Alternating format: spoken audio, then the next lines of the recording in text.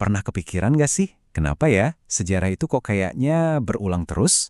Nah, kali ini kita akan bongkar sebuah kerangka berpikir yang keren banget untuk memahami siklus-siklus yang ternyata bisa diprediksi. Siklus yang udah membentuk sejarah kita dan juga masa depan kita. Oke, kita mulai dari sini deh. Kutipan yang provokatif dari Ray Dalio. Intinya apa? Masa depan emang nggak ada yang tahu, tapi polanya itu-itu aja. Ternyata, sejarah itu selalu berputar dalam sebuah siklus yang besar. Dan untuk ngertiin siklus ini, kita perlu mundur sedikit ke belakang buat mecahin sebuah teka-teki nyata. Sebuah momen di mana Amerika Serikat cuma dalam satu malam mengubah total aturan main soal uang. Momen dramatis ini dikenal sebagai Nixon Shock. Waktu itu, Presiden Nixon mengumumkan kalau Amerika nggak akan lagi menukar dolar dengan emas, padahal itu janji mereka. Kenapa? Ya gampangnya sih Amerika lagi bokeh. Mereka belanja terlalu banyak dan cadangan emasnya menipis dengan cepat. Nah, sekarang coba dibayangin. Kalau pemerintah sebuah negara besar bilang, mata uangnya udah nggak dijamin lagi sama aset nyata, kira-kira apa yang bakal terjadi sama pasar sahamnya? Logikanya sih, pasar bakal langsung anjlok kan? Dan disinilah kejutannya. Bukannya anjlok, pasar saham malah meroket hampir 25%. Gila kan? Hasil yang benar-benar di luar nalar ini yang akhirnya memicu studi mendalam tentang sejarah untuk cari tahu, kok bisa begini? Ternyata, jawaban dari semua keanehan tadi ada di sebuah konsep yang disebut siklus besar. Ini adalah sebuah pola yang terus berulang yang ditemukan setelah para ahli mempelajari naik turunnya imperium-imperium terkuat di dunia selama 500 tahun terakhir. Jadi, intinya gini, siklus besar ini tuh kayak ombak yang bisa kita prediksi. Setiap imperium besar pasti akan bangkit, mencapai puncak kejayaannya, dan setelah itu, mau nggak mau, pasti akan mengalami kemunduran. Ini bukan kebetulan loh, tapi sebuah proses sebab akibat yang logis dan bisa kita pelajari. Oke, kita bedah satu-satu ya. Kita masuk ke fase pertama, kebangkitan. Gimana caranya sebuah negara bisa jadi kekuatan global yang dominan? Apa sih resep rahasianya?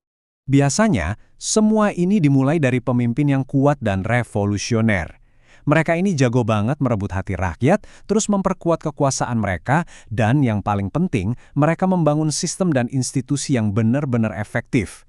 Inilah fondasi yang bakal menentukan nasib negara itu buat generasi-generasi berikutnya.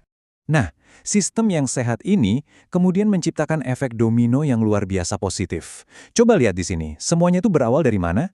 Dari fondasi paling dasar, pendidikan dan karakter yang kuat. Inilah yang nyalain api inovasi dan teknologi, yang bikin negara itu jadi super kompetitif di panggung dunia. Hasilnya, ekonominya melesat, yang bisa biayain militer yang kuat, dan ujung-ujungnya negara itu jadi pusat keuangan dunia. Dan puncaknya, hadiah terbesarnya adalah saat mata uang negara itu jadi mata uang cadangan dunia.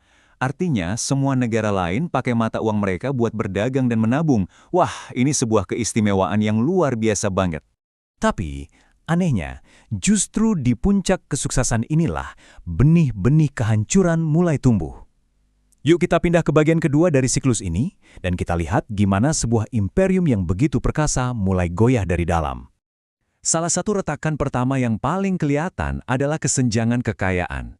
Yang kaya makin kaya, pakai pengaruh mereka buat ngatur sistem. Sementara yang miskin merasa sistem ini udah nggak adil lagi. Hal ini pelan-pelan menggerogoti persatuan dan menciptakan konflik di dalam negeri yang sangat bahaya. Masalah berikutnya, utang. Saat berada di puncak, sebuah imperium itu cenderung jadi boros. Biaya buat militer, buat proyek-proyek besar di dalam negeri, semuanya membengkak. Sampai akhirnya, pengeluaran mereka jauh lebih besar dari pemasukan. Ini awal mula dari kerapuhan finansial. Nah, ini dia momen kuncinya. Waktu mereka udah nggak bisa pinjam uang lagi, apa yang mereka lakukan? Ya, mereka menyalakan mesin cetak uang. Ini solusi jangka pendek yang sebenarnya bakal jadi bencana untuk jangka panjang.